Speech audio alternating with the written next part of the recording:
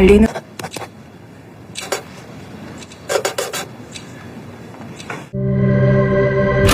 Selamat datang Dracolovers di channel Drakor, channel YouTube yang membahas, mereview, menceritakan, serta membagikan informasi seputar drama Korea. Soo-jong mengetahui Do-sim pergi ke rumah Woo-so dari salah satu temannya. Woo-so dan Do-sim mengobrol santai di bangku depan sekolah. Woo-so berterima kasih kepada Do-sim karena ia mau membangunkan Il-nam yang tertidur saat jam ujian. Obrolan pun berjalan menuju ke arah mistis. Woo-so tak percaya dengan mitos bunuh diri yang dilakukan para siswa karena tertekan akibat mendapat nilai yang paling rendah. Dia sangat percaya bahwa Il-nam tak mungkin melakukan hal semacam itu, meskipun ia mendapat nilai terendah. Woo-so bercerita pada Do-sim bahwa dia mendengarkan para hantu bercerita, dan mulai terbiasa akan itu. Bahkan, Woo-so menceritakan mengenai perasaan anehnya terhadap Do-sim, perasaan yang tak pernah ia rasakan sebelumnya, sehingga tak tahu harus bagaimana dan meminta saran dari para hantu. Do-sim kaget melihat Soo-jong ada di depan rumahnya. Begitu halnya dengan Soo-jong sendiri. Soo-jong kaget mengetahui ibu Do-sim seorang dukun. Soo-jong bersedia merahasiakannya, tapi ingin mendengar pendapat Do-sim tentang Woo-so. Soo-jong senang mendengar bahwa Do-sim hanya menganggap Woo-so sebagai teman sekelas biasa.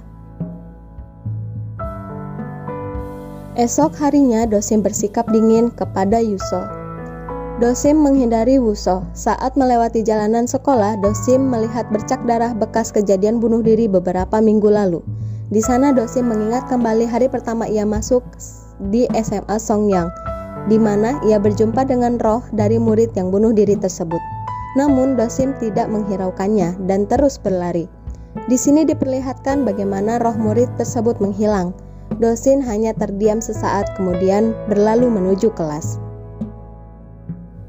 Setelah menghindari Woo-so dengan beragam cara, namun selalu ada momen di mana mereka berjumpa. Ketika berjumpa dengan Woo-so, Do-sim mengatakan bahwa di sekolah ada ruh jahat yang mengincar anak-anak bernilai rendah. Dia meminta Woo-so mengabaikannya dan mulai mengurusi Il-nam. Di rumah, Woo-so memikirkan perkataan Do-sim tentang ruh jahat di sekolah yang membunuh murid dengan nilai terendah. Ia pun menghubungi Do-sim dan mengatakan ingin bertemu. Do-sim pun mau menemui Woo-so. Dalam pertemuan tersebut, Woo-so sangat ingin tahu bagaimana cara menangkap atau menghadapi ruh jahat tersebut. Tapi menurut Do-sim, tak ada cara yang bisa dilakukan kecuali memastikan nilainya aman. Esok harinya, Do-sim diperlakukan berbeda oleh teman-teman karena rahasianya dibongkar, bahwa ibunya adalah seorang dukun. Sampai wali kelas datang dan mengumumkan bahwa Il-nam mendapatkan nilai terendah. Woo-so marah kepada Il-nam dan mempertanyakan mengapa ia bisa menjadi yang terendah, padahal Woo-so telah mengajarinya.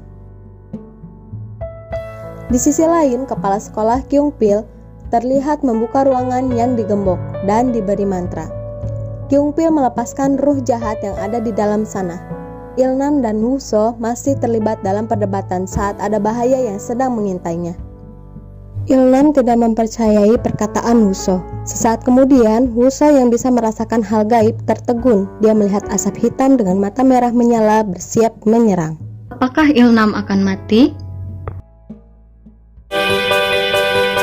Nantikan lanjutan updatean selanjutnya dari channel ini setiap hari. Jangan lupa subscribe ya.